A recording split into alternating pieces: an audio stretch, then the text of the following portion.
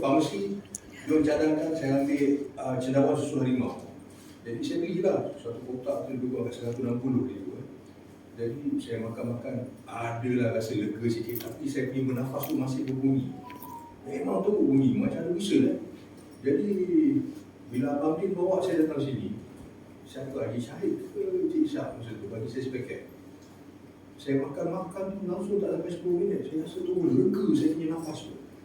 Langsung tu lega.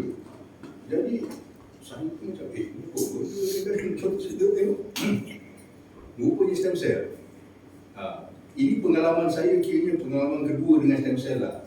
Dulu Abang Din pernah bawa saya dengan satu company masa tu, cuba-cuba juga Tapi saya masih tak dapat nak compute lagi apa benda ni stem cell sebenarnya.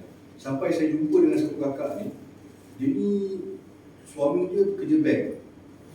Tapi dia pasal dia nak jaga badan untuk suami dia, dia beritahu saya tu, pertama kali dia pakai stem cell ni kan, sebelum ni lah, sebelum pakai stem cell, dia pergi treadmill, gym biasa gini kan, dia berjalan kaki. Tapi bila dia selepas makan stem cell, dia tunjuk saya gaya dia, begini dia jalan kan. Saya cakap, kok biar betul kan? Memang betul dia kata kan. Jadi bila saya ingatkan benda ni jadi saya masa hari yang sama tu, 6/1, saya beli 2 kotak masa tu. Saya niat saya untuk isteri saya, pasal isteri saya ni dia pernah ada kanser. Lepas tu lepas dia kena ambil vaksin tu, memang keadaan kesihatan dia memang teruk lah masa tu. Memang sangat-sangat teruk. Jadi bila dia dah ambil tu, hari keempat, hari kelima macam tu dia dah start program bersih rumah apa semua. Yang selama ni dah berapa tahun lebih kurang 3-4 tahun itu saya nak nampak tu memang ya Allah memang agak sukar nak tengok benda tu.